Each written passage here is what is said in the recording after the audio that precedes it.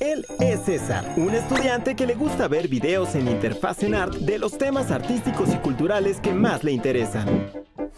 Encuentra arte y ciencia, arte y tecnología, artes escénicas, artes visuales, políticas culturales, cine, filosofía, literatura, música. Síguenos en nuestras redes sociales, activa las notificaciones y no te pierdas de los videos bajo demanda que tenemos para ti.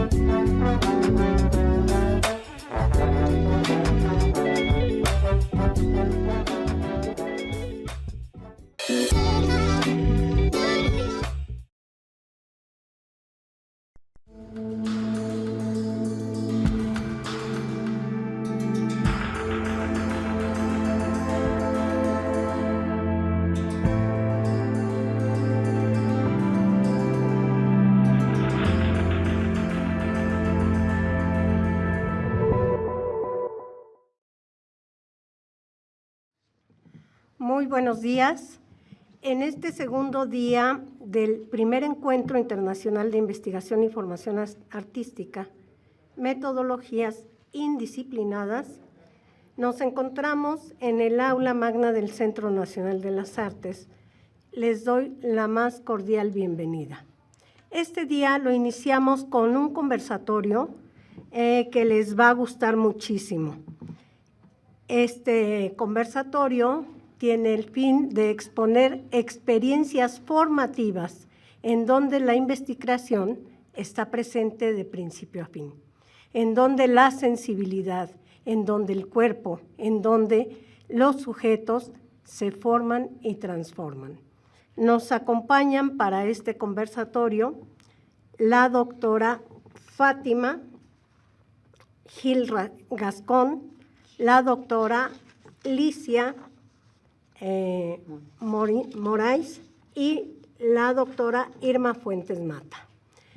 Les invitamos a seguir quienes están en remoto este diálogo, esta conversación, y me gustaría iniciar con algunas líneas sobre la trayectoria, la formación, quiénes son nuestras expertas que participan este día en este primer conversatorio.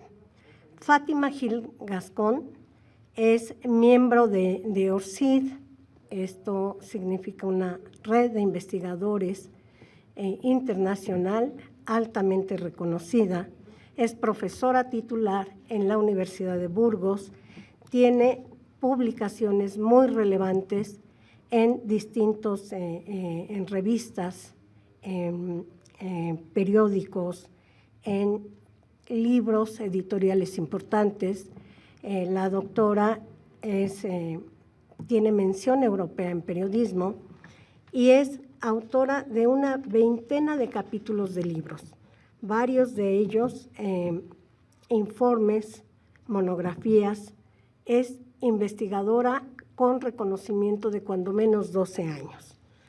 Entre sus proyectos tiene Historia de la programación y de los programas de televisión en España, cadena de ámbito estatal, de la desregularización al apagón analógico, Madrid, 1936-1939, capital, frente, retaguardia y ciudad en guerra. O Historia del entretenimiento en España durante el franquismo, cultura, consumo y contenidos audiovisuales. Es parte del equipo del proyecto Taxonomía, Presencia e Intensidad de las expresiones de odio en entornos digitales vinculados a los medios informativos profesionales españoles. Profesora investigadora en el Departamento de Historia de la Comunicación. La doctora tiene gran experiencia en la formación universitaria. Paso con la presentación de la doctora Irma Fuentes, a quien todos ustedes conocen. Es doctora en Humanidades por la Universidad Autónoma de Zacatecas, maestra en Educación e Investigación Artística por el Instituto Nacional de Bellas Artes y licenciada en Pedagogía con mención honorífica de la Facultad de Filosofía y Letras. Como ven, una formación sólida de cada una de ellas. Miembro del Sistema Nacional de Investigadores desde 2008, ha sido investigadora visitante en la Universidad de Valencia, en donde profundizó en su línea de investigación. La doctora Fuentes es investigadora, promotora, docente en modalidades a distancia y presencial. Es fundadora de la Red Internacional de Investigación Artística. Ha publicado numerosos artículos arbitrados e indexados en las líneas de investigación de artes, formación artística, formación docente, perspectiva de género y metodología de la investigación, creación artística y estrategias tecnológicas de educación y desarrollo de las tecnologías interactivas en museos y museos virtuales. Forma parte del cuerpo académico del Doctorado de Artes visuales, escénicas e interdisciplina del INBA, con 2 seminarios, el de metodología de investigación y el seminario de investigación artística.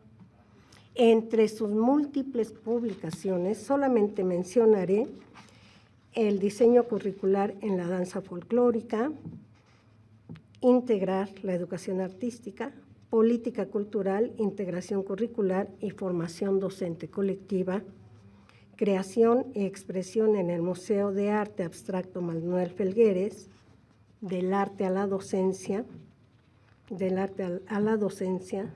investigar el arte, testimonios, protocolos y proyectos de investigación artística, trama y urdimbre entre la investigación y la creación artística. Por su parte, en este conversatorio también tenemos la presentación, la participación de Licia María Moray Sánchez. Ella es bailarina profesional desde 1972, coreógrafa premiada e investigadora en el área de artes. Es miembro del ballet del Teatro Castro Alves y también fundadora y coordinadora del Centro de Investigación de esta empresa oficial del Estado de Bahía. Es fundadora y directora artística de la Casa de Cultura Cronopios, inspirada en Julio Cortázar, especializada en residencias artísticas nacionales e internacionales. Profesora graduada en danza por la Escuela de Música y Artes Escénicas de la Universidad Federal de Bahía. Doctora en Artes por la Facultad de Comunicación y Artes de la Universidad de Sao Paulo, con la tesis La Dramaturgia de la Memoria. Postdoctorado en Pedagogía de la Creación, realizado en el Instituto Nacional de Bellas Artes en México, en donde desarrolló la investigación Paulo Freire y Pina Bausch, donde estos 2 pilares se conectan. Como bailarina, ha trabajado en numerosas obras con importantes coreógrafos nacionales e internacionales, en diversos grupos y, por supuesto, bajo la dirección de Pina Bausch en Alemania. Como coreógrafa, fundó y dirigió el grupo de Danza Journal, con investigaciones y trabajos inspirados en noticias periodísticas. Como ven ustedes, tendremos la participación de 3 investigadoras que nos expondrán parte de su experiencia en la formación. Bienvenidos sean al conversatorio Experiencias de Formación y Estrategias de Investigación. Por supuesto, vamos a dar en el primer momento la palabra a Fátima para escuchar, para observar, para sentir su presencia con esta experiencia formativa. Pedimos entonces a Fátima, por favor, bienvenida, tu participación. Muchísimas gracias, Carmen, muchísimas gracias a todos por estar aquí y estoy muy contenta de poder participar, aunque sea online y no estar presente, pero bueno, por lo menos sí a través del ordenador con todos vosotros. Es un placer para mí porque siempre aprendo un montón de cosas nuevas y me parece muy interesante poder volver a pensar y repensar las cosas que ya he pensado y repensado antes para poder compartirlas con vosotros. Antes de empezar a contar mi peli, ¿no?, la cosa que voy a contar, quiero enseñarles un pequeño tráiler que he hecho sobre esta ponencia que voy a hacer, o bueno, sobre esta experiencia docente que voy a comentar. No sé si se puede poner desde allí o lo comparto yo. He tenido algunas... ¿comparto yo o se pone desde allí el vídeo? Compartes, por favor, si puedes. Vale. A ver si puedo que... a ver... ¿se está viendo la pantalla, entiendo? Sí. Si vemos ahora el PowerPoint. Sube, Aurelio, ayuda. No se tiene que ver el PowerPoint. A ver, un momento. Si puedo, porque lo había preparado, pero...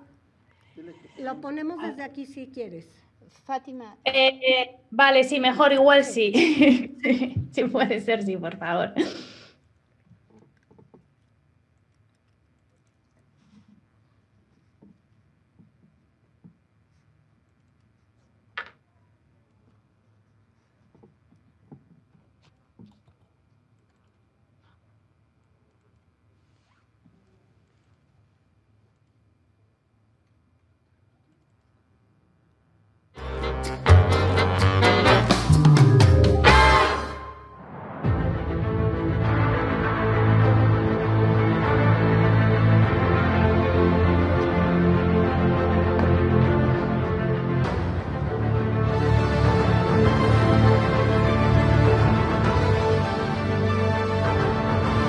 ¿Se puede ver?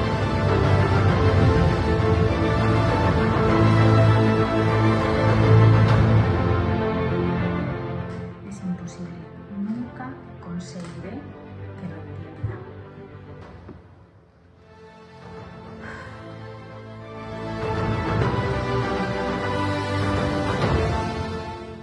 ¿Por qué no pruebas algo diferente? ¿Qué quieres decir con diferente? Algo más creativo. Algo creativo en el mundo académico, pues claro.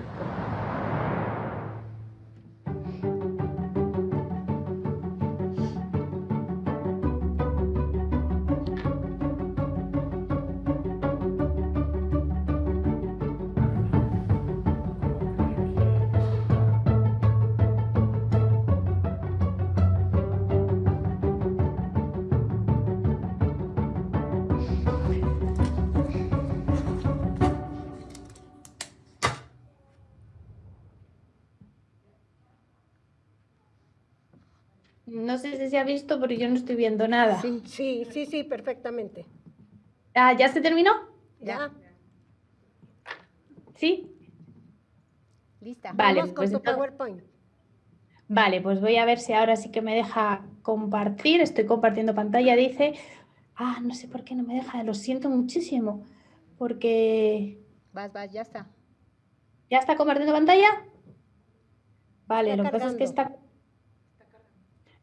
¿Ahora se puede ver el PowerPoint? Lo está cargando. Vale.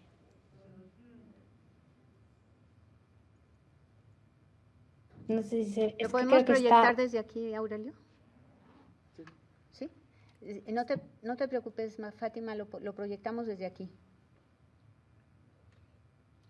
Vale, lo que pasa es que yo no lo veo. Sí, no te apures. Nosotros sí te vemos a ti. Pero yo no puedo contarlo si no lo puedo ver. Tú nos vas diciendo Lo cuándo va cambiar. a abrir ya.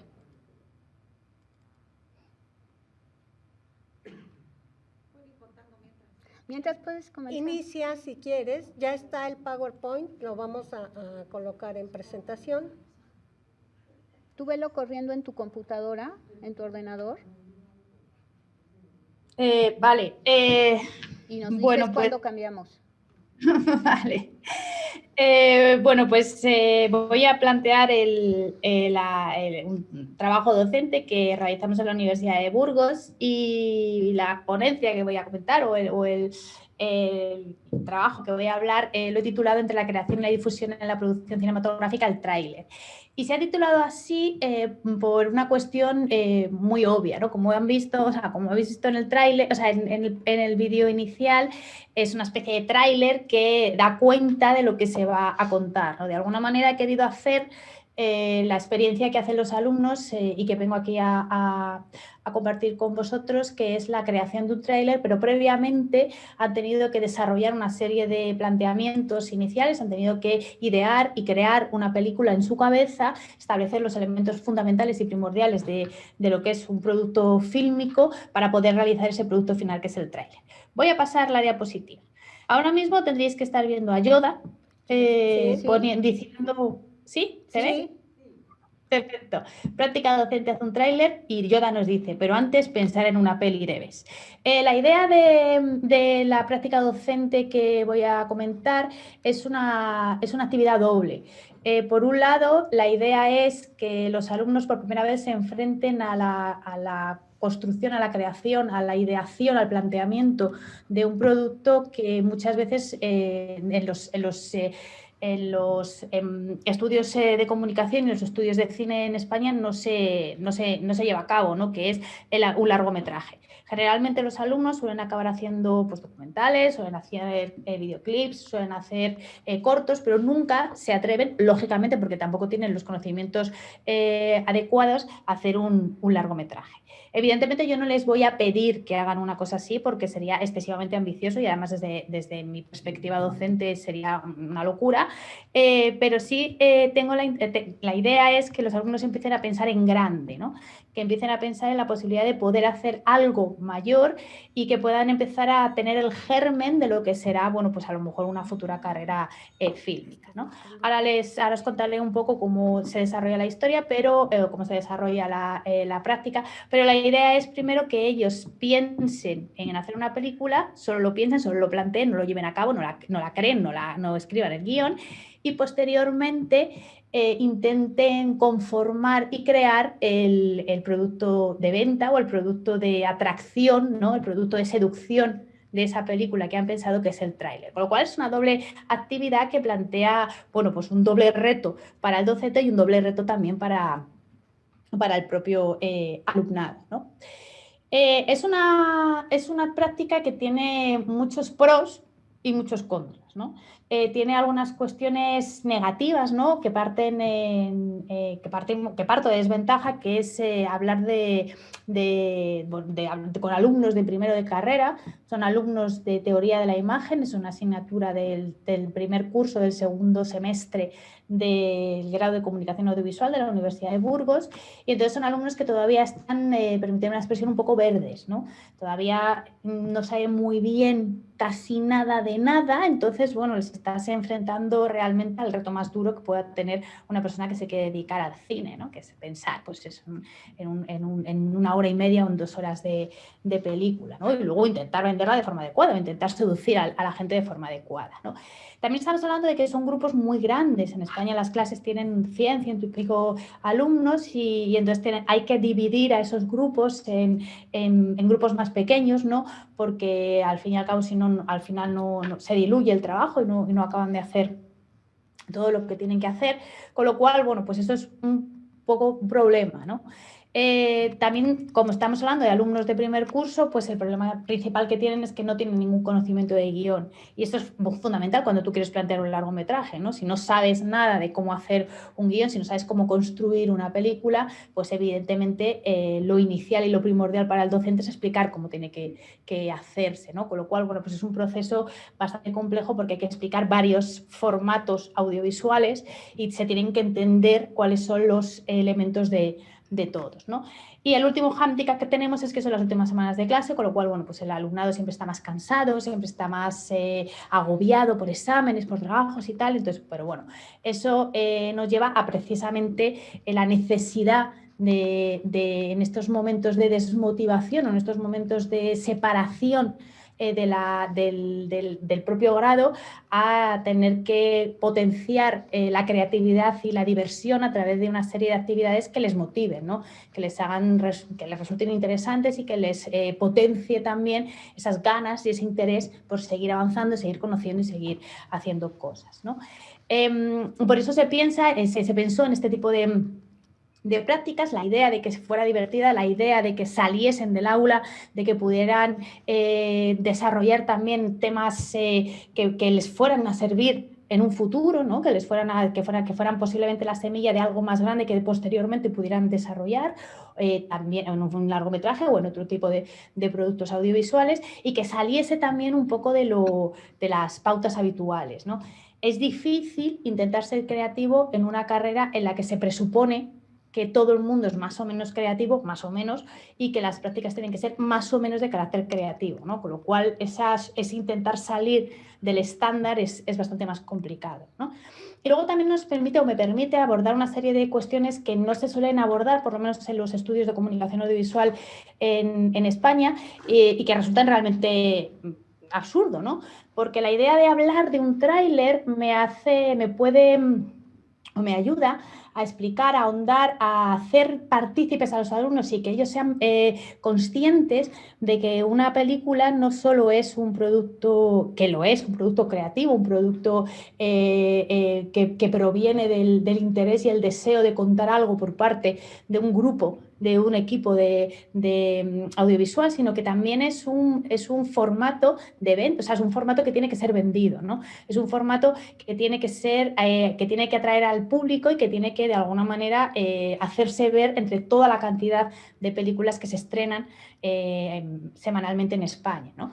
Me permite ahondar no solo en la producción cinematográfica, sino también en el resto de las ramas de la industria, ¿no? La distribución y también en la exhibición, y me permite hablar precisamente de cómo se distribuyen las películas, de cómo se exhiben, de cuánta gente va al cine, de por qué la gente va al cine, de cuánto se paga en una entrada de cine. Bueno, hacerles ver que es una industria también, ¿no? Y que tienen que hacer, que tienen que ser conscientes de que eso es así y que es... y que si quieren pertenecer al mundo del cine tienen que meterse también y ser partícipes de esta industria cinematográfica, ¿no? Y además también en España tenemos un hándicap también muy importante, y es que no se suele enseñar, a los alumnos pueden salir con un buen bagaje de actividades o pueden haber hecho bastantes prácticas interesantes, pero no se les cuenta cómo vender esas prácticas, ¿no? Cómo hacer un pitch, cómo hacer un tráiler, cómo hacer una serie de cosas que son interesantes no solo para los productos fílmicos, sino para cualquier producto creativo que ellos quieran hacer, ¿no? Con lo cual, bueno, pues hay una serie de cuestiones que no se tratan y que desde el primer momento a mí me parece fundamentales que un alumno de comunicación audiovisual y sobre todo aquellos que quieren dedicarse al mundo del cine tengan claro y entiendan y participan de estas cuestiones, ¿vale? Cuando llegó el Plan Bolonia a España, modificó radical y sustancialmente lo que era el proceso de enseñanza-aprendizaje en las aulas, ¿no? Lo modificó de tal manera que hubo, bueno, pues enormes debates y muchos profesores y muchos académicos reflexionando sobre cuál iba a ser la nueva figura, ¿no?, que iban a adoptar unos y otros. Las conclusiones son claras, ¿no? Nosotros pasamos hace ya 12, 13 años, pasamos de tener clases magistrales donde el profesor simplemente, bueno, pues desarrollaba la temática que tuviera que desarrollar, era un transmisor de conocimientos para ser ese constructor de conocimientos, ¿no? La pérdida de parte de teoría para aplicarla a la práctica obligó al profesor a cambiar su rol, dejó de ser una persona que simplemente explicaba para ser una persona que tenía que construir y tenía que alentar al alumnado y tenía que generarles interés y crear él mismo una serie de herramientas para que el aprendizaje fuese más práctico y para que el aprendizaje fuese más activo por parte del alumnado. Y el propio estudiantado dejó de ser pasivo, dejó de estar arrumbado en los pupitres para empezar a tener que participar, ¿no? Tener que hacer cosas, tener que estar atento, ¿no? Tener que tomar decisiones. Y eso fue verdaderamente importante y revelador y modificó radicalmente y sustancialmente todo el proceso de enseñanza-aprendizaje y ha generado un montón de prácticas docentes tremendamente interesantes en todos los grados y en todas las materias de estudio, ¿no? Siguiendo parte de los escritos y de las reflexiones de un grupo liderado por De la Torre en la Universidad de Barcelona, la idea que yo manejo también es que las actividades creativas o las estrategias creativas dotan a los profesores y a los alumnos de un mayor protagonismo y le dan una serie de funciones diferentes, ¿no? Alientan su necesidad de conocimiento y sus posibilidades de aprendizaje y además, bueno, pues resultan muchísimo más atrayentes para ellos, ¿no? Ellos establecen una serie del grupo de investigación de la Universidad de Barcelona, establecen una serie de planteamientos, ¿no? Y hablan de que para que una actividad sea o para realizar una actividad creativa dentro del mundo académico, tiene que haber una serie tiene que tener una serie de características que son bueno, pues muy interesantes, ¿no? Una planificación flexible, tiene que adaptarse al contexto, ¿no?, en el que se da. Es verdad que muchas veces el profesor tiene la idea de que tiene que hablar de una serie de cuestiones, que tiene que plantear una serie de cuestiones, pero inevitablemente luego en la vida suceden otras cosas y entonces tienes que tener la suficiente flexibilidad y la cintura lo suficientemente flexible como para poder modificar y adaptarte también a los cambios que tiene el propio alumnado, ¿no? En este intento de que el alumno dé lo mejor de sí, ¿no? De que piense, que idee, que plantee sus propias ideas, tiene que haber un clima distendido y tiene que haber una participación, una interacción, ¿no? El profesor no tiene que ser alguien que simplemente diga si algo está bien o está mal, sino que tiene que ser quien dirija y no quien defina, ¿no? los planteamientos positivos y negativos, ¿no? Por eso es necesario que haya, bueno, pues que haya una bajada de la tarima y que el profesor participe también del trabajo creativo del alumno, ¿no? Pero el alumno también tiene que tener una serie de cuestiones interesantes, ¿no? Y tiene que incidir en sus planteamientos estos trabajos, ¿no? Tiene que creer o tiene que ser consciente de que cuando se está haciendo una estrategia creativa con él, cuando se está haciendo una actividad creativa con él, está haciendo algo que le realiza personalmente, ¿no? Que es productivo, que le va a ser no solo útil en su vida laboral, sino que también le va a ser útil para realizarse como persona, ¿no? Y luego también tiene que tener esa conciencia de autoaprendizaje, ¿no? El alumno tiene que ser consciente de que cuando tú haces una actividad de estas características, no solo es lo que el profesor dice, no solo lo que el profesor comenta, sino que también el alumno empieza a adquirir ese rol activo del que se ha hablado antes en su propio aprendizaje, ¿no? Y empieza a participar y empieza a ser más consciente de lo que está aprendiendo, ¿vale?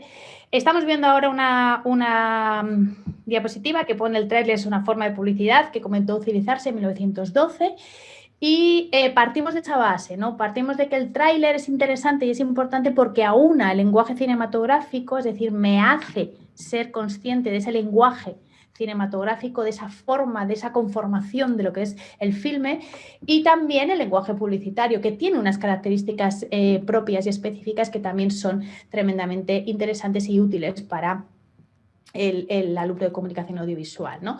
Hemos pasado una diapositiva donde se ve la luna de Méliès y en la que se dice que el tráiler efectivamente tiene varias funciones, ¿no? Esas funciones son la información, la persuasión y la narración, pero sobre todo hay una cuestión básica, ¿no?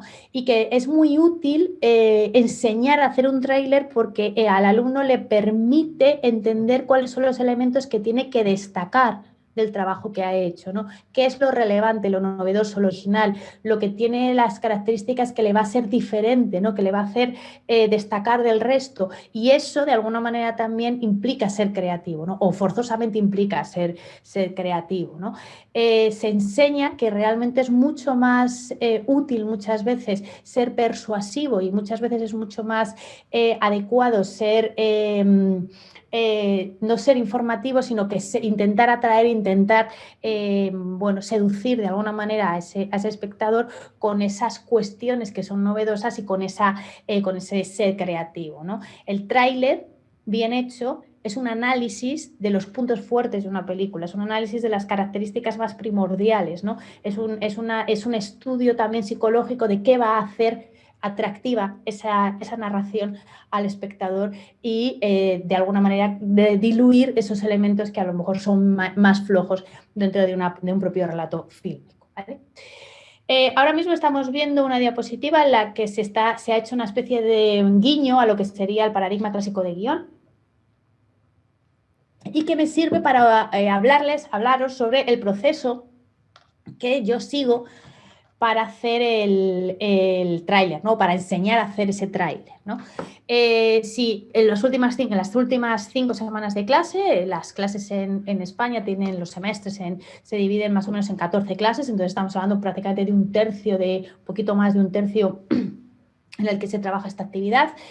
En un primer momento se explica la actividad, se establecen los grupos en los que se va a trabajar esa actividad. Esa actividad se trabaja también en las clases prácticas que tenemos, se habla de cuáles son las ideas que se tienen, cuáles no, si esas ideas son pertinentes o no son pertinentes, bueno, este tipo de cuestiones, ¿no? Evidentemente hay un proceso, se utilizan una serie de semanas, se utilizan una serie de clases para explicar dos cuestiones. Primero, ¿qué es un guión? ¿Cómo se construye un guión cinematográfico? cinematográfico, en una película. Por eso, precisamente, de aquí este esquema del paradigma clásico del guión. Se les explica cuál es un punto de giro, cuáles son qué es una trama, cómo se conforman los personajes y se caracteriza, cómo son el inicio, el nudo y el desenlace, qué se espera de eso. Pues eso, se explica todas estas cuestiones porque eso es lo que de alguna manera tienen que pensar los alumnos, ¿no? También se habla sobre la temática que van a hacer, no solo los grupos, sino también sobre la temática. Durante las últimas 2 semanas se produce la realización del tráiler, una vez que hemos establecido qué película van a hacer, cómo es el guión, cómo se hace un tráiler, porque hacer un tráiler no es un resumen de una película, sino que es una cosa diferente. Finalmente se produce la realización de ese tráiler, que como ven, tal y como yo les he hecho en el vídeo que han visto al principio, al final, bueno, tampoco se espera una cosa técnicamente maravillosa, sino que se espera que hayan hecho algo que pueda explicar bien cuál es la película que han pensado, y finalmente se produce la entrega, ¿vale? Entonces, bueno, son 5 semanas donde se trabaja esta actividad, tanto en las clases teóricas, donde se explican los rudimentos básicos del guión y se explica también qué es un tráiler y qué se espera de un tráiler, como en las prácticas donde se estructuran esta misma actividad y finalmente se produce la realización, ¿vale? Estamos viendo ahora un PowerPoint donde se habla de algunos elementos metodológicos que se utilizan o cómo se establece metodológicamente la actividad. En primer lugar, se explica a los alumnos que deben plantear la película, que deben pensar en esta película, y para ello se han dado esas clases de guión teóricas previamente. Se habla de, bueno, que lo que tienen que plantear, o sea, lo que tienen que presentarme finalmente como actividad es un dossier donde se explica qué es la película con estos ítems que os estoy señalando, y luego también el tráiler, ¿no? Tiene que haber una breve sinopsis para que se sepa más o menos el resumen del argumento, la definición del universo diegético, si es necesaria esa definición, si han inventado un universo donde hay unas reglas diferentes, pues es apropiado que se explique para que se entienda un poco, bueno, pues que el mundo ha habido un apocalipsis y entonces el mundo está solamente 4 supervivientes y el resto son zombies. Bueno, pues hay que explicar y definir estas reglas en las que se va a basar el universo que han creado, ¿no? Es absolutamente necesario que expliquen quiénes son los personajes, que haya una breve descripción de los personajes y de sus características, tanto físicas como psicológicas, y sobre todo que se establezca quién es el protagonista y cuál es su deseo, el anhelo que está buscando. Todas las películas, como sabéis, van de alguien que quiere algo y hay un obstáculo o un problema que le impide conseguirlo, ¿no? Entonces hay que establecer desde el primer momento, y yo tengo que saber desde el primer momento, cuál es el deseo o anhelo del protagonista y cuál es el obstáculo que le impide conseguirlo, ¿no? Es decir, al final es un análisis, es un breve resumen, es un esquema de lo que sería una película, y eso es lo que tienen que pensar, ¿no? Y finalmente tienen que definir los 3 actos, que pasa brevemente en el primero, en el momento en el que se siembran los elementos que se van a recoger en el tercero, qué sucede en el segundo acto y cómo se soluciona finalmente los conflictos planteados en el primer acto, ¿no? Establecer la trama principal, la subtrama, y si es posible, que esto siempre es muy complicado, definir cuáles son los puntos de giro de los personajes, o sea, de las tramas, ¿no? Esto es el planteamiento de la película. De estos, como os he comentado, siempre se habla en clase que es una película, y luego en las clases prácticas también se comentan, y bueno, pues se van trabajando sobre la película que están pensando, ¿no? Fátima, Lo segundo 3 minutos, por favor. Vale, perfecto. Es explicar para qué es y qué sirve un tráiler, ¿no? Se explica un poco, y en este caso se hablan de los convencionalismos del género y se explica cuáles son esos elementos que conforman ese universo diegético, ¿no? De alguna manera esto permite a los alumnos saber que bueno, pues que hay una serie de ítems que se van repitiendo y que algunas veces pues van a tener, sobre todo en el inicio de su carrera, que adaptarse a estos normas escritas de los géneros cinematográficos, que también se suelen utilizar o que también son útiles en el propio tráiler, ¿no? Entonces hay que comprender esos convencionalismos del género y hay que entender cómo se crea ese interés en la película, ¿no? Pues en el género de la película, en el tono, en el ritmo, en los elementos destacados, en todas estas cuestiones que son súper importantes y que analizándolas y viendo muchos ejemplos permiten al alumno también saber de qué manera se utilizan esta serie de elementos. Paso a las 2 últimas diapositivas para explicar muy brevemente cuáles son los resultados del aprendizaje. Los resultados suelen ser muy divertidos y muchas veces hay trailers muy interesantes, ¿no? Temáticamente abundan sobre todo las historias de miedo y de acción y las historias románticas porque son más fácilmente construibles, ellos consumen mucho más, son alumnos de 18 años, este tipo de historias y saben cómo construir mejor la historia, ¿no? Y también saben que en una tráiler de miedo, en un tráiler de acción, un tráiler romántico, los convencionalismos son más claros y como el ritmo de la música va marcando y entonces es más fácil para ellos construir este tipo de formatos, ¿no? Pero aún así ha habido algunas cosas muy interesantes y muchas de ellas muy novedosas, ¿no? No solo con grabaciones propias, sino algunos también pues stop motion, cosas verdaderamente interesantes. Y en la última diapositiva os comento cómo los resultados de aprendizaje me permiten explicar y estudiar, o sea, y plantear al alumno y que el alumno entienda cómo funciona esa industria cinematográfica de la que hablaba al principio, que no se suele explicar y no se suele explicar, sobre todo en los primeros cursos de las carreras. Me permite también establecer esos primeros conocimientos de guión que son muy útiles y muy necesarios para cualquier creador de cualquier producto audiovisual. También me permite explicarles la importancia de la posibilidad de una venta del producto, ¿no? Y la importancia de que piensen también en su trabajo como algo que puede ser vendido y que puede ser que puede ser transmitido. Y luego, pues también me permite que analice los elementos que son más relevantes a través del análisis precisamente de estas cuestiones. Ellos pueden construir y crear y diferenciar su historia y otra serie de cuestiones. Y sobre todo una cuestión muy importante, ¿no? Que es esta cuestión que os comentaba al principio de pensar a lo grande. Quizás sea el inicio de algo más, ¿no? Esta pequeña pensamiento de película, este pequeño planteamiento de película o esta posibilidad, ¿no? De desarrollar algo que quizá una idea, un germen de lo que luego será, ¿no? Ya para terminar, como modo de, de anécdota, comentar que uno de los grupos que hace 5 años hizo un tráiler sobre una cuestión, muy distópica y tal, consiguió el año pasado hacer financiación para hacer un mediometraje siguiendo precisamente la idea del tráiler que habían hecho, ¿no? Le resultó muy útil tener este producto porque con él consiguieron convencer a la persona que puso dinero y tampoco fue muchísimo porque al final hicieron un mediometraje de 25 minutos, pero pues es interesante que alguien de 20 y pocos años tenga estas posibilidades. Y eso es todo. Muchísimas gracias. Lamento. Muchísimas gracias. Tengo la misión de cuidar el tiempo. Sí. Perdón por este término. Gracias. Escuchamos ahora a Irma. Licia está en proceso de conectarse, pero escucharemos la experiencia conjunta de Licia Moraes Sánchez e Irma Fuentes Mata. Muchas gracias. Buenos días a todos y a todas.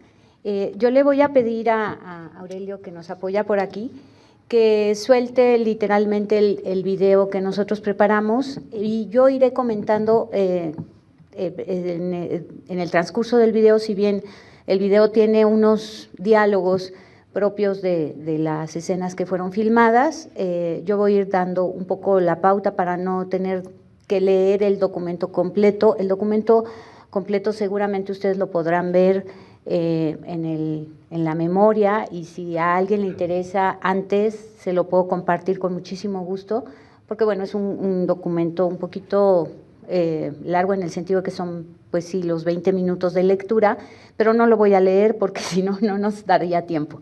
Entonces, si me haces favor, Aurelio, de ponerlo.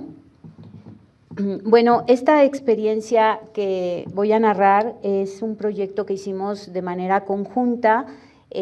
Licia María Moraes Sánchez es una artista bailarina brasileña que tuve la fortuna de conocer en Argentina en un seminario de Eugenio Barba y que pues tuvimos muchísimas coincidencias, conversamos mucho, platicamos en aquella estancia y empezamos a trabajar de este proyecto, que es un proyecto que fusiona dos enfoques, el de Pina Bausch y el de Paulo Freire.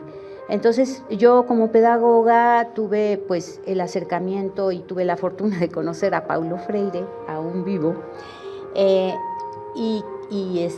yo quedé muy impactada por su teoría, por sus propuestas, por sus principios y por sus enseñanzas.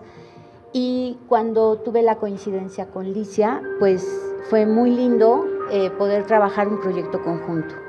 Licia me propuso venir a estancia de investigación al CENIDIAP. En el CENIDIAP nos aceptaron la propuesta y desarrollamos este proyecto que ustedes están viendo en las imágenes con un grupo de 7 personas que fueron seleccionadas previa entrevista por Licia y por mí, que eran interdisciplinarios. Había gente de literatura, de danza, de teatro, de música, y bueno, hicimos un trabajo que tenía que ver con los procesos formativos. Todos ellos estaban en la docencia, y entonces la dinámica que nosotros propusimos era recuperar su, digamos, identidad docente como artistas docentes de arte, y sus posibilidades de compartir ese conocimiento con el propio grupo y generar un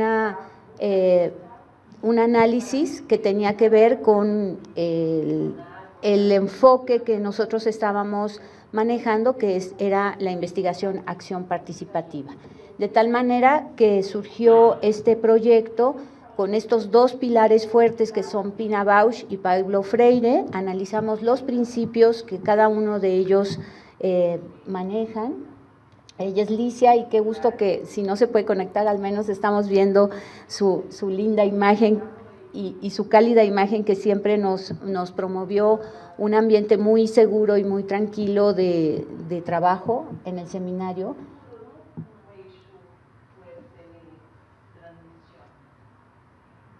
Siempre con comentarios muy atinados y muy propios a lo que estábamos desarrollando. Escuchan?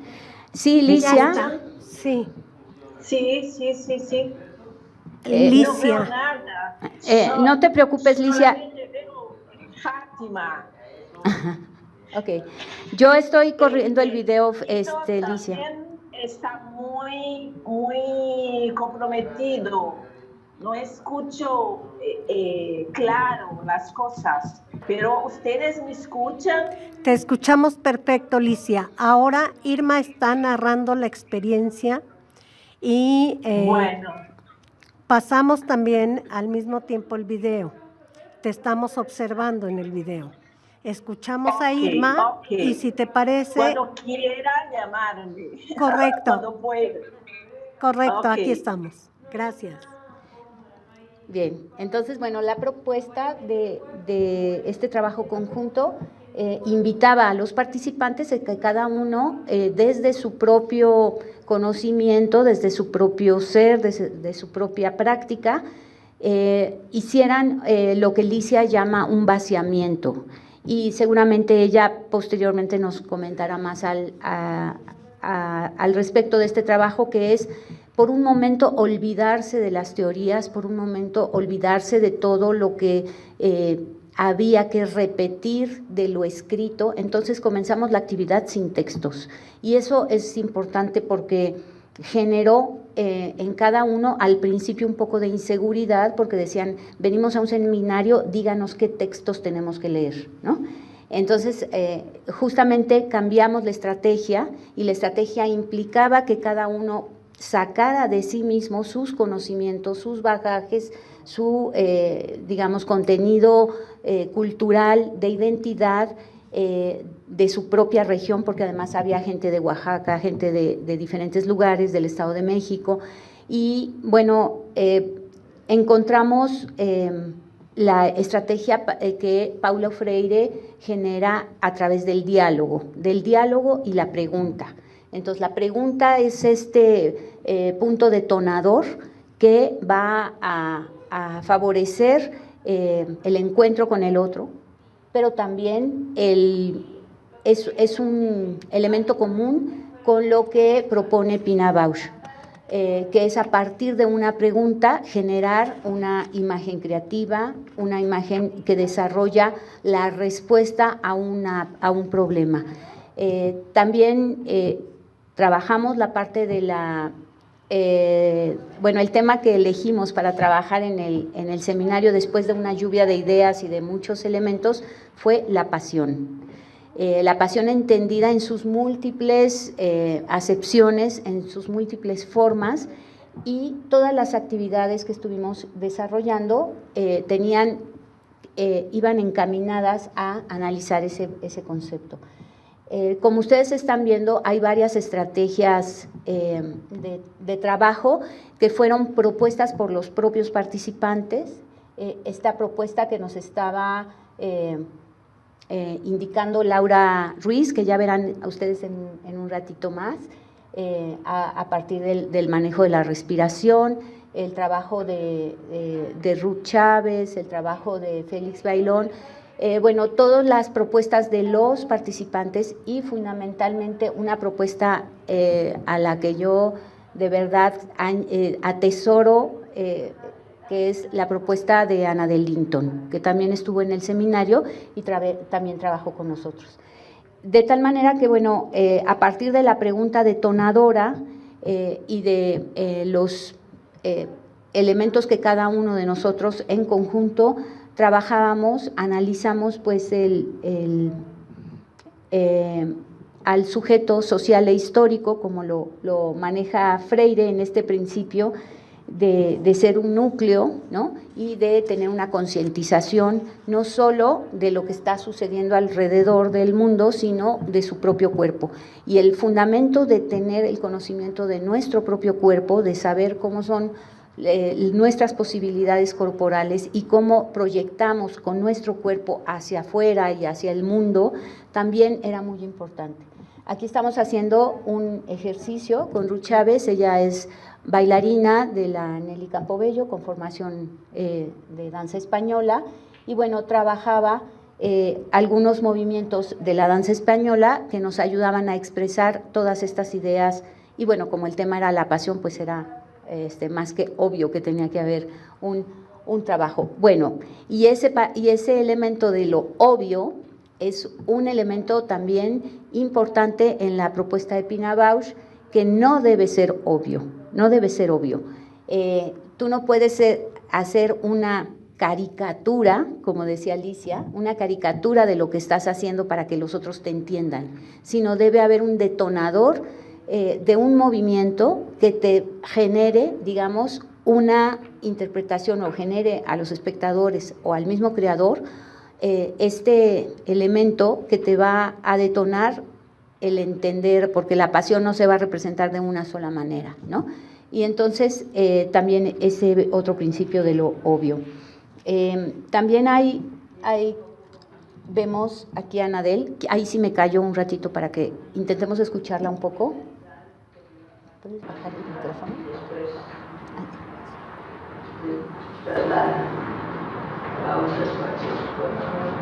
Bueno, vamos a caminar aleatoriamente hasta encontrar un espacio donde les guste para quedarse y trabajar un poco. Annadel ha sido una maestra de toda la vida para muchas generaciones. Pues es mucho la idea de descubrir que se puede hacer varias cosas por el cuerpo, los que estamos acostumbrados y los que encontramos en el camino, que son novedosos para nosotros. Para que te diga esto, clavícula, ¿qué quieres hacer ahora? ¿Alguien decía? A mí me pasó que a veces yo doy por sentado que sé cómo está mi cuerpo, pero hoy, conforme la maestra iba diciendo, ahora pongan atención a esto, ahora esto, mi cuerpo iba apareciendo ante mí, ¿no? Entonces, por ejemplo, descubrí que tengo un dolor aquí que no sabía, y cuando dijiste de la respiración, maestra, yo así como si hubiera aparecido, de pronto sentí mi tórax así. O sea, algo que estaba ahí de todas maneras, pero en cuanto se nombra, aparece. Eso me sorprendió. Yo lo que quería comentar es que justamente aquí se unen dos principios también, que es el principio de la concientización, o sea, de la concientización, de ser conscientes, que es un principio fundamental en Freire, en el entorno, en dónde estás parado, quiénes son tus pares o la gente que está cerca de ti y cómo perteneces a una sociedad, a una cultura, pero también tienes un cuerpo del que a veces no eres consciente de sus posibilidades, ¿no? Entonces yo creo que aquí se juntan dos cosas muy bonitas, porque es como tomar conciencia, pararte en tus propios pies y de aquí ver el mundo, ¿no? Y ver cómo lo puedes cambiar. Si puedes explorar y cambiar tus posibilidades corporales, puedes también cambiar el mundo de fuera, ¿no? Entonces, creo que por ahí va un poco digamos, este principio de la concientización que también nos propone Freire. Quizá él lo plantea desde el entorno, el movimiento social, el trabajo entre todos, pero también es bonito que cuando ella dijo, estás con tus compañeros, ¿no? Nos permitió como estar en una comunidad, ¿no? Eso que dices de ser consciente de, o sea, cuando la maestra dijo de estar con nuestros compañeros, yo también pensé, bueno, es que este es el espacio que nos sostiene y hacemos nosotros, ¿no? Pero después cuando dijo del CNA, dije, claro, o sea, el poli que saludé del otro lado está en el mismo espacio que yo y también es un nosotros. Y cómo así fue creciendo la noción de nosotros, o sea, en el mundo también el señor que ahorita está pescando en China también está ocupando el mismo espacio que yo, porque también estamos en el mismo, o sea que nosotros no solo somos este salón, sino también todo. Eso también es todo, hay mucho que explorar aquí. A lo mejor vamos a encontrar que hay otros seres humanos o otros seres no humanos.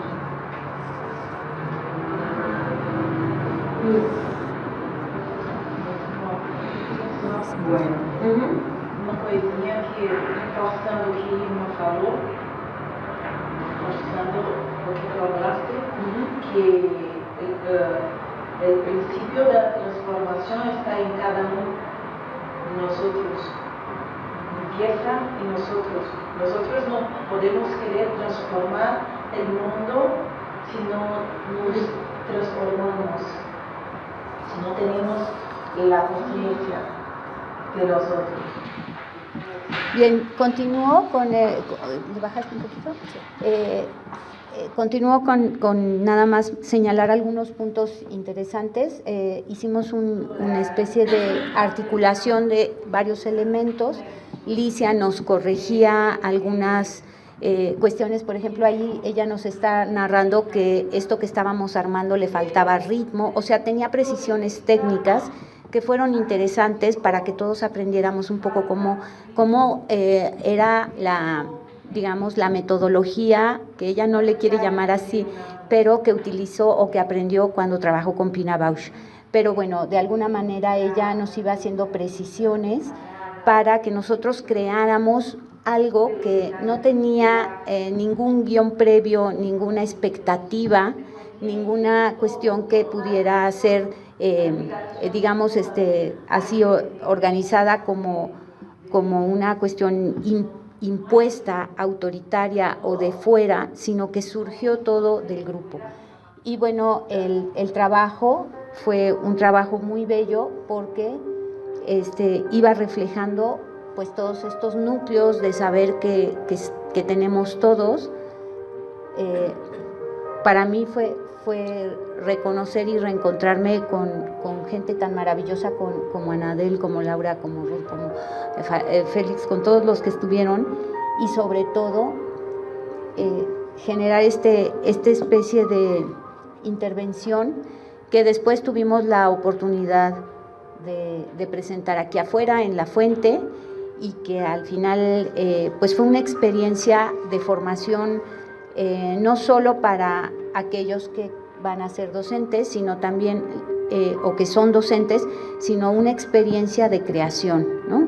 Y todo esto sustentado con un proyecto de investigación, es decir, los tres núcleos, investigación, creación y formación, se unen en este proyecto que fue realmente muy, muy motivador y que nos cambió la visión a todos los que participamos ahí.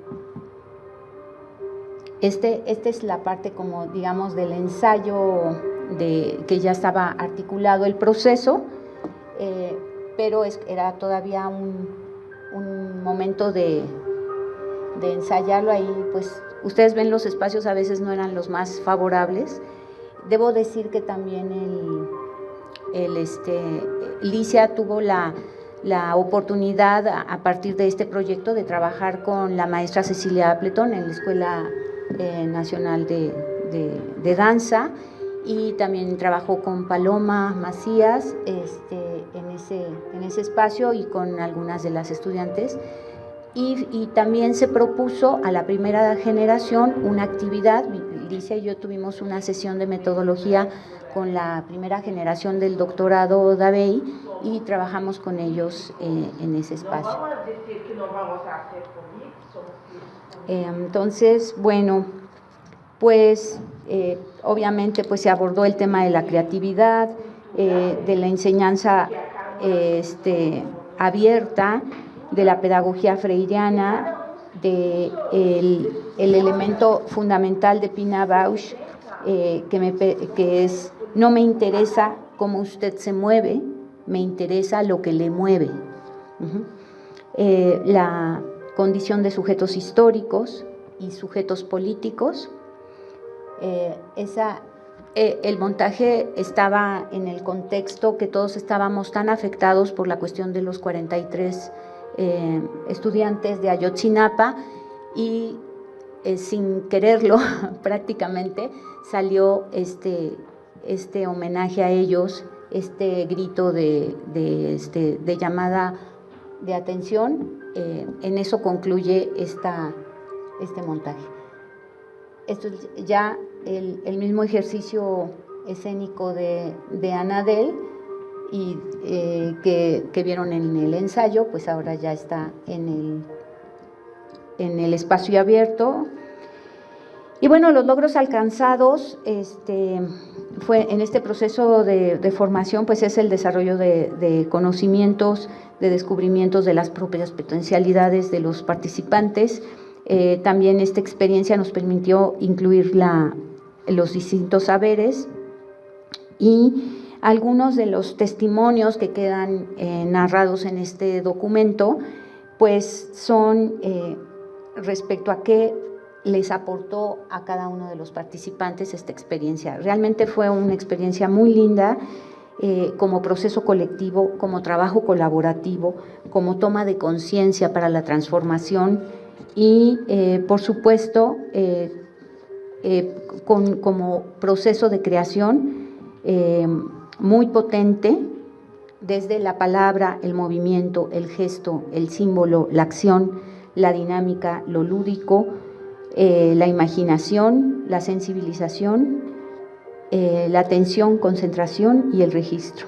Agradezco a Licia, fundamentalmente a Anadel, a Laura y a todos los participantes que hicieron posible esto, pues tener este testimonio, esta evidencia de un proceso formativo basado en la investigación. Muchísimas gracias. Bien. El video está a punto de cerrar. Les pido que lo dejemos concluir. Falta un minutito.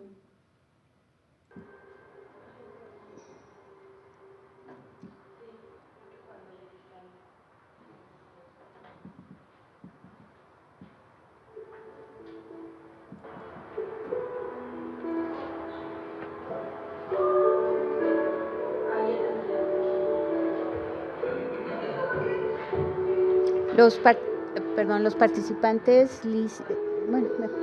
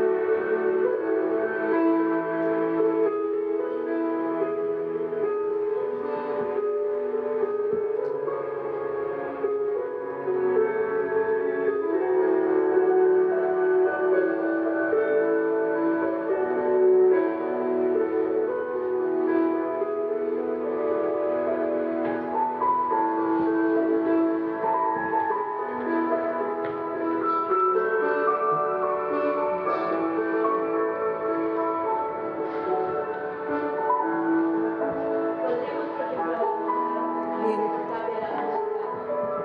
Pues muchas gracias. Muchas gracias.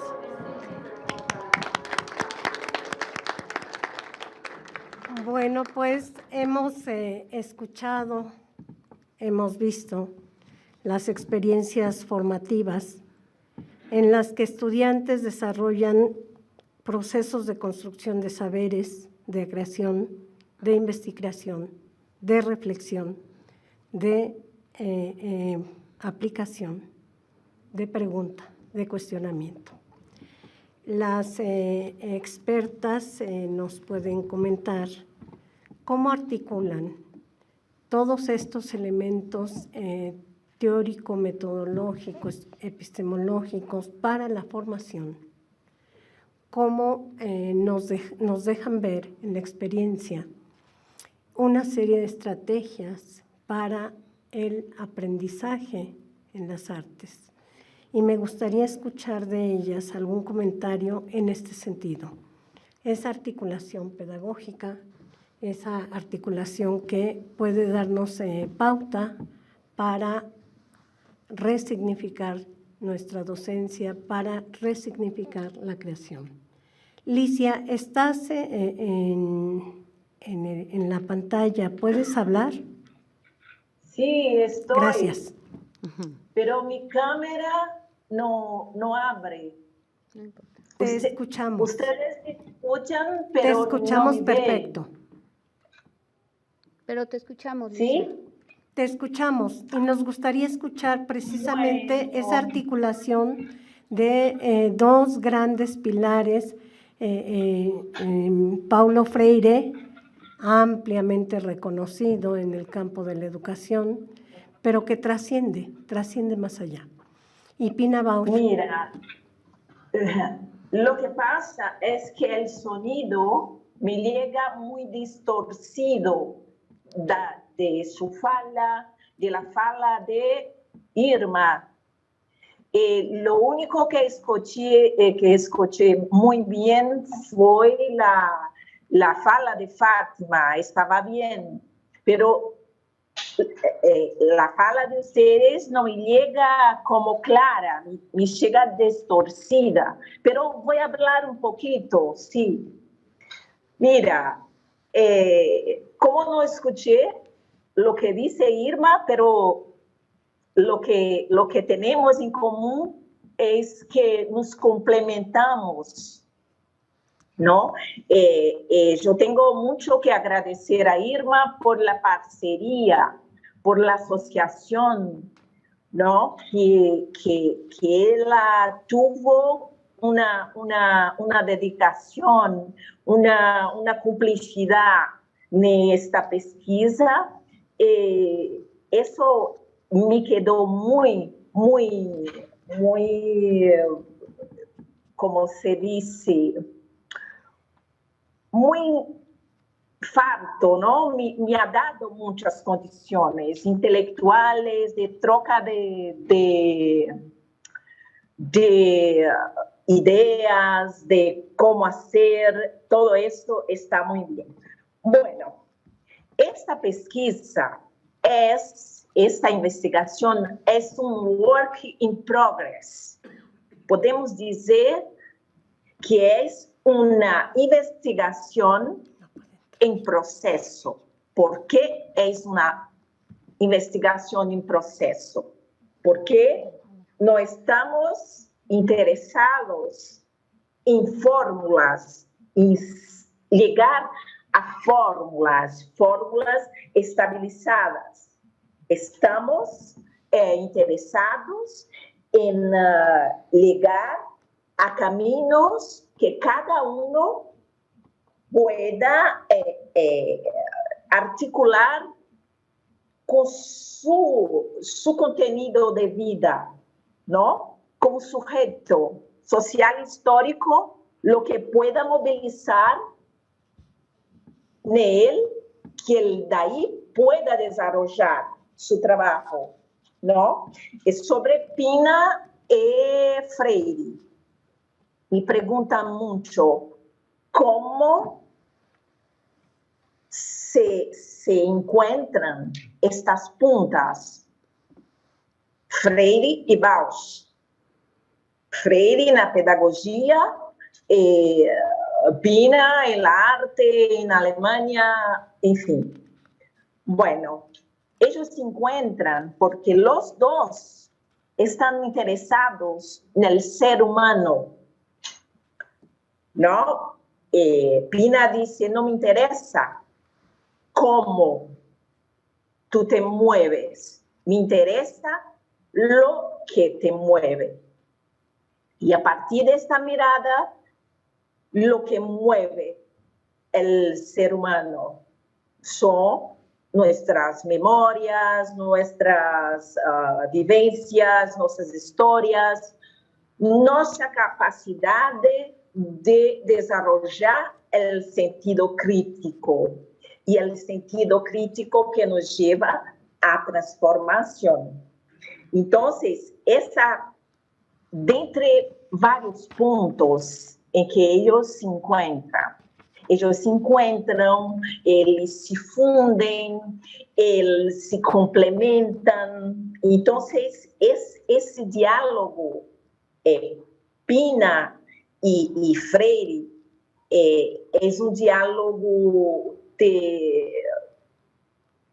de crenças no ser humano, na transformação. Entonces, yo digo que es una investigación en proceso porque no estamos interesados en modelos. Bueno, este es el modelo que en la pedagogía de la creación encontramos como una fórmula de Freire y de Bausch. No, nos basamos en principios bauschianos y principios freirianos, que no son reglas estabilizadas, ¿no? Son puntos de apoyo. Es necesario que uno conozca, sí, Freire, conozca la idea de Freire, la filosofía de Freire. Es necesario que conozca también la filosofía de Pina, ¿no? Los principios bauschianos, que son principios del arte. Decimos que Freire, en su proceso pedagógico, o mejor, su proceso pedagógico es un proceso creativo. Entonces, el diálogo es muy tranquilo en el sentido de buscar una arte que transforme. Si no llegamos a un producto, no me gusta esa palabra producto, mas si no llegamos a este final, llegamos a un sujeto, a un ciudadano empoderado porque él sabe que de sus vivencias, de su punto de mirada, de su historia, de él como ser social histórico, puede generar una transformación. Sea ella como dice que no me gusta hablar producto artístico, sea ella en la vida. Entonces, ese es una cuestión muy importante en esta investigación. Y cuando vi el encarte que dice metodologías indisciplinadas, yo dije, aquí me encuentro. Dice eso porque lo que pasa es que algunas cosas estamos no en desacuerdo, que no es una cosa de pelea, pero no estoy muy convencida.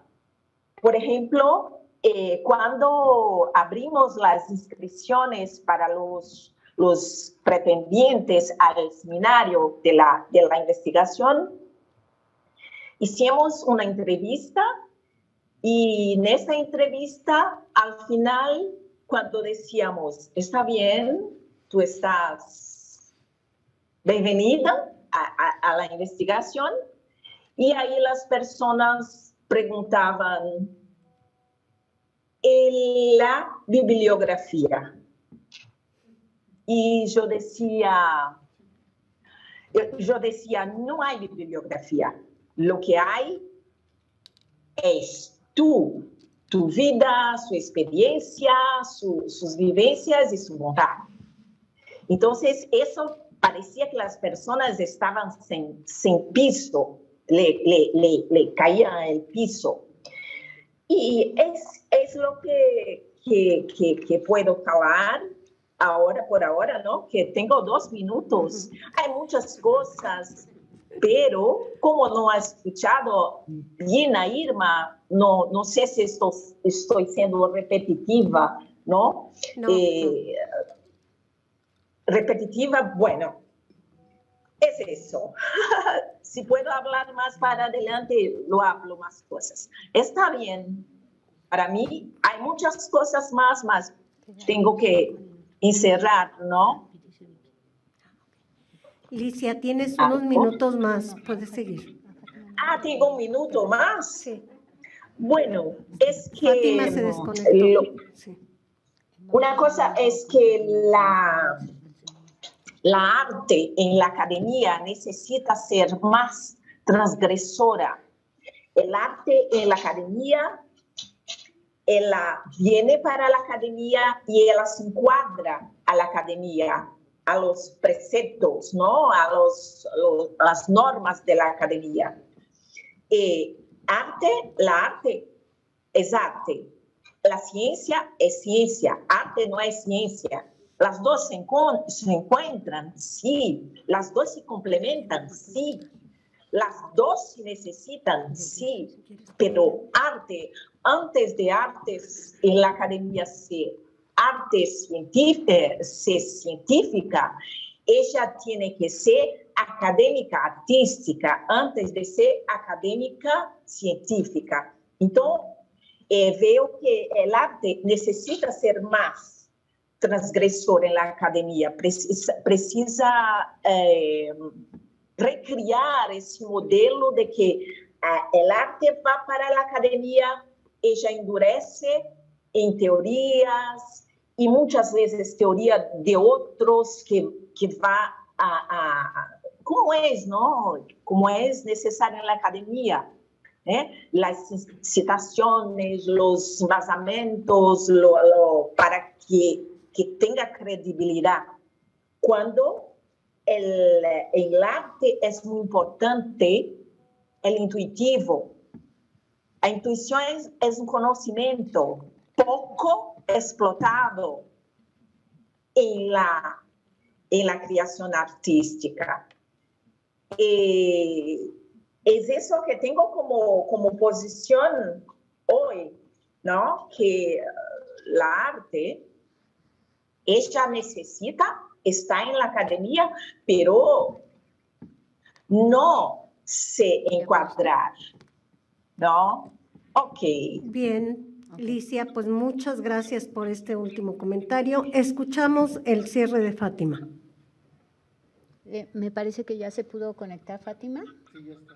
Okay. Sí, ya me pude conectar, sí. Lamento muchísimo los problemas técnicos. La verdad es que me he perdido todo. O sea, una lástima absoluta porque lo poco que he estado oyendo del vídeo que no he podido ver de Irma y de Licia, o sea, tenía muchísimas ganas de verlo, por favor. Te lo tenéis mandamos. que pasar. Porque me muero de ganas de verlo y lamento muchísimo no haber podido escucharlo. Yo como cierre a mi presentación simplemente comentar, bueno, pues que la enorme dificultad que supone, por lo menos en el ámbito universitario español, intentar hacer algo novedoso, diferente, que implique al alumnado, que se implique de verdad y que permita una reflexión más allá de lo meramente teórico, ¿no? Y que tenga un efecto práctico, un efecto creativo, un crecimiento interior, ¿no? Porque al fin y al cabo también todo eso de eso se trata.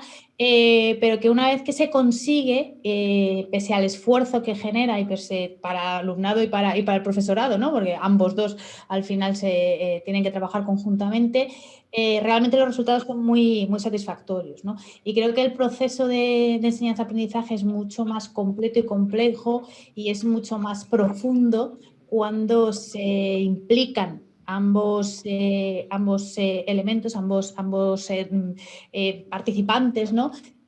Docente y estudiante, y además trabajan conjuntamente creando algo los dos juntos, ¿no? Entonces creo que bueno, es más trabajoso, es más complejo, muchas veces es más, hay problemas incluso burocráticos, pero creo que ayuda y que enriquece sustancialmente el proceso. Simplemente era eso. Muchas gracias. Sí. Si hubiera alguna pregunta que quisieran hacer, algún comentario, tenemos todavía unos minutitos.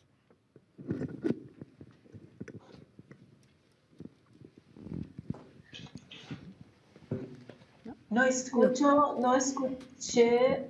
Licia, estoy pidiendo al público si alguno tiene pregunta o comentario. Sí. Ok.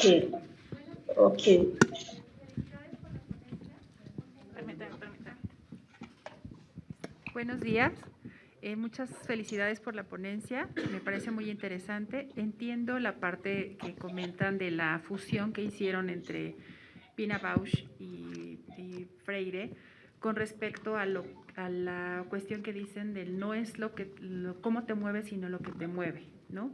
Y su relación con la cuestión que sale de la conciencia corporal, precisamente para este movimiento.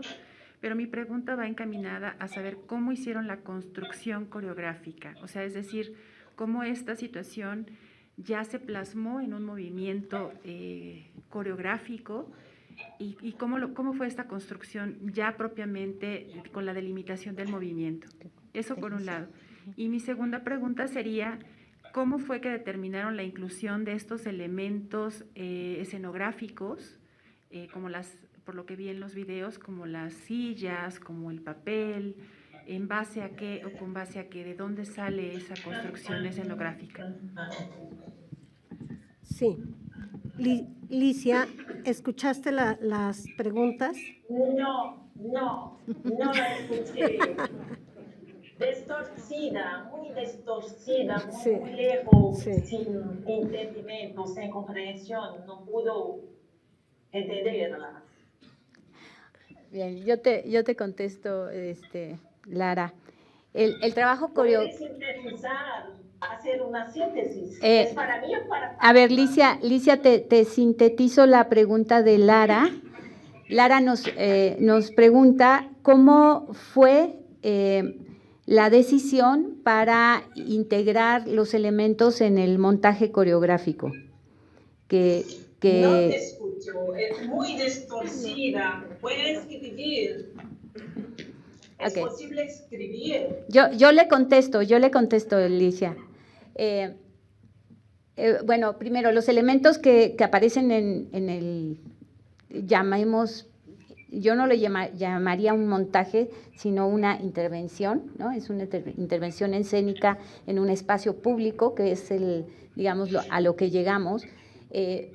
Surgieron de los elementos que teníamos ahí en un salón de clase, ¿no? Que eran las sillas y un papel, y un bote de basura, y las mochilas, ¿no? Entonces, todos los movimientos estaban relacionados con los elementos que teníamos a la mano. No hubo un pensamiento de ahora traigo tal cosa, sino lo que teníamos ahí fue lo que recuperamos como recurso, ¿no? Y como utilería, como si así se puede llamar.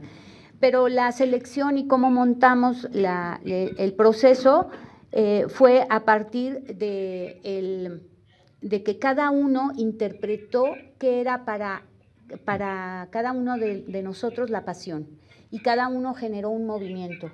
Y estos movimientos, o sea, todas las, frases que tú ves articuladas en la composición coreográfica son las interpretaciones de cada uno de lo que para cada quien es la pasión, y cada uno a través de un movimiento corporal, un gesto, incluso un detalle como el trenzado del pelo de la niña por Anadel, es un detalle de cómo se interpreta la pasión. Entonces, exploramos y después fuimos articulando uno por uno para ensamblarlos todos, ¿no? Entonces, es un solo tema, es el tema de la pasión. Terminó en la pasión que teníamos colectiva y más allá digamos, de un trabajo colectivo interior, de un colectivo masivo que era la indignación que teníamos y de lo apasionadamente indignados que estábamos por el fenómeno de los 43, que ya no sale, pero está representado, no sé si en una escena, donde Ruth está poniendo un papel y está poniendo un número en el piso y otro piso, y al final terminaba pues en este movimiento, ¿no?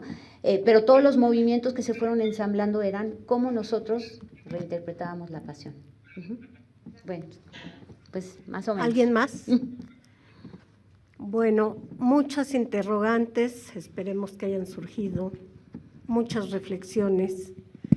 Y agradecemos a Alicia, a Fátima y a Irma su participación con esta maravillosa exposición de una experiencia formativa. Muchas gracias a todos y continuamos con nuestras actividades.